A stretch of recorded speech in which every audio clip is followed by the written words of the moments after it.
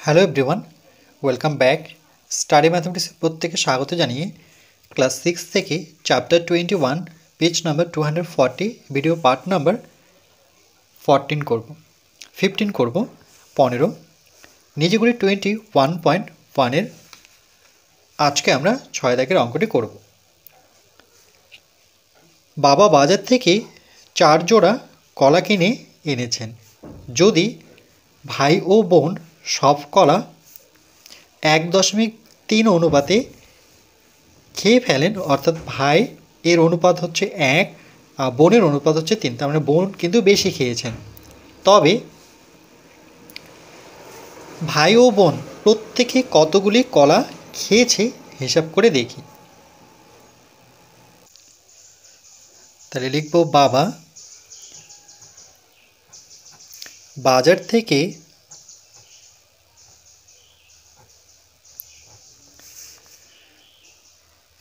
থেকে কলা কিনেছেন। বাজার থেকে কলা কিনেছেন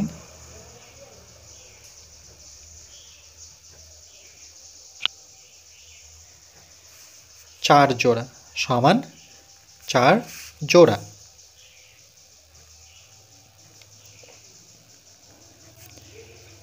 এবার আমরা জানি 1 জোড়া মানে 2টি, সুতরাং আমরা জানি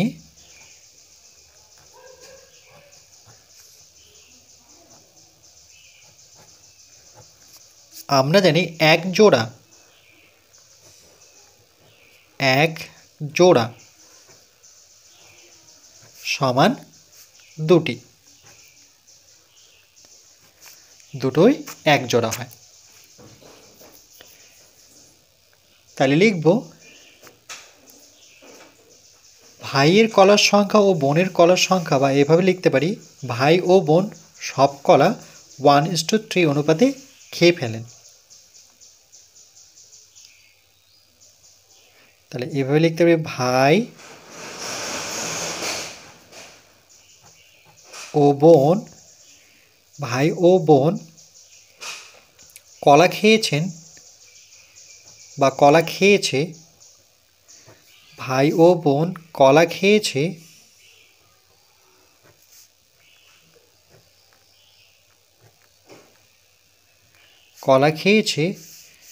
কত অনুপাতে? 1:3 অনুপাতে। 1:3 অনুপাতে 1:3। তাহলে এটিকে আমরা এইভাবে লিখতে পারি যে অর্থাৎ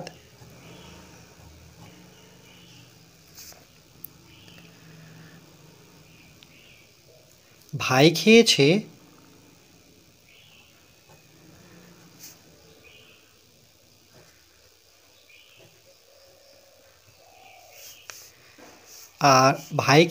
আর নিচে লিখে আমি বোন খেয়েছে।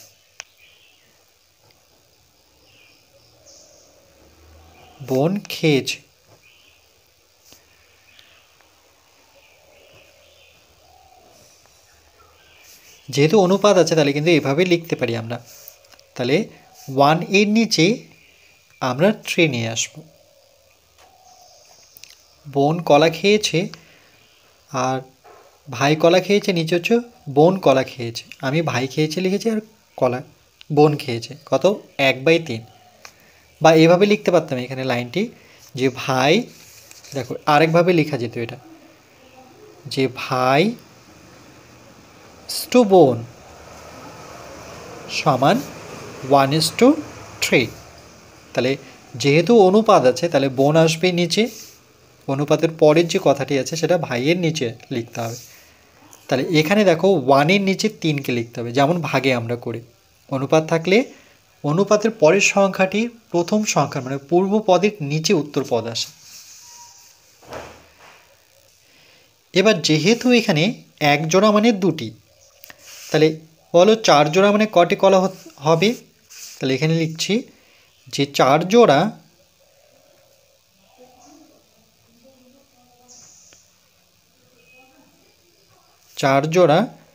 সমান 1 জোড়া যদি 2টো হয় তাহলে 4 জোড়া সমান কত হবে? 4 এর সাথে 2 গুণ করে নেব। একক তখন কিন্তু জোড়া হবে না, তখন একক হবে টি। তাহলে 4 দুগুণে 8টি।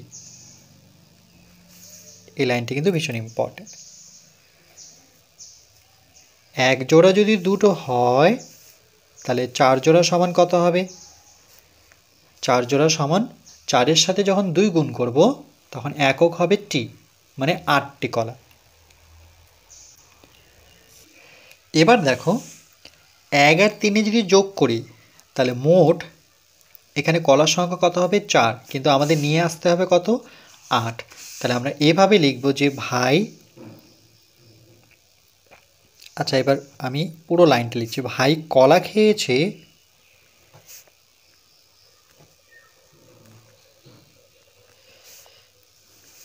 আর নিচে লিখব বোন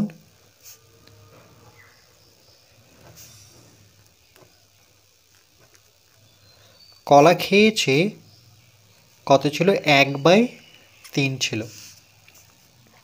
এবার গুণ চিহ্ন দেব আমরা 1-এর ডান দিকে আর 3-এর ডান দিকে। এবার আমাদের নিয়ে আসতে হবে মোট কলা 8টি। তাহলে আমরা কি করি? এখানে যদি 2 গুণ করি তাহলে নিচেও 2 গুণ করে দিই, কেন কি 1 গুণ করলে তো এই সংখ্যাটি পাবো। তাহলে 1-এর পরের সংখ্যা কত? 2। তাহলে লবে যদি 2 গুণ করি তাহলে হরেও কিন্তু 2 গুণ করতে হবে। তাহলে 2 আর 1 গুণ করলে 2 অক্ষে 2, আর 3-এর সাথে 2 গুণ করলে 3 দুগুণে 6। এবার মনে মনে যোগ করি, 6 আর 2-এর যোগফল কত হচ্ছে? 8। তাহলে আমরা এখানে লিখব যে যেহেতু দুটো খেয়েছে ভাই আর 6টা খেয়েছে বোন, তাহলে দুজনের যোগফল কত হচ্ছে? 8, 8টি কলা। তাহলে এখানে প্রশ্ন করলো যে ভাই ও বোন প্রত্যেকে কতগুলি কলা খেয়েছে। তাহলে দেখো ভাই কলা খেয়েছে 2টো, বোন কলা খেয়েছে 6টি। কেন বোন বেশি খেয়েছে? কেন কি বোনের অনুপাতটা কিন্তু বড় ছিল, ভাইয়ের থেকে বেশি ছিল। তাহলে উত্তরটি এভাবে লিখব যে ভাই খেয়েছে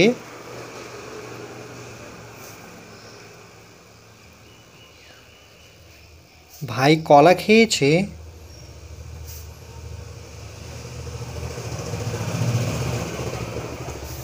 2টি,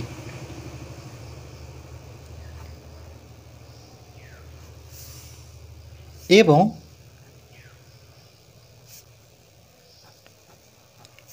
বোন কলা খেয়েছে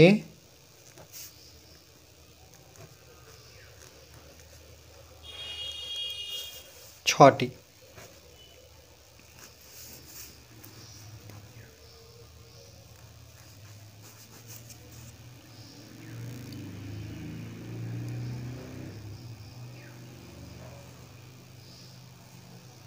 আমাদের মোট গুণ করে দেখতে হবে যে 8 কি করে পাবো। তাহলে 2 দিয়ে গুণ করলে কিন্তু দুজনের যোগফল কত?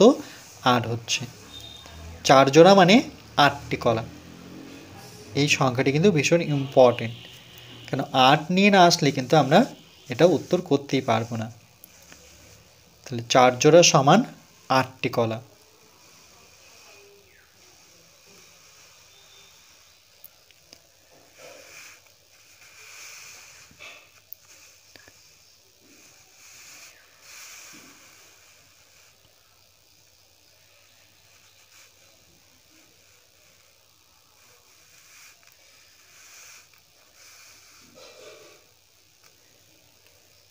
এরপর পরবর্তী পার্ট নাম্বার 16-এ আমরা পেজ নাম্বার 241 করব।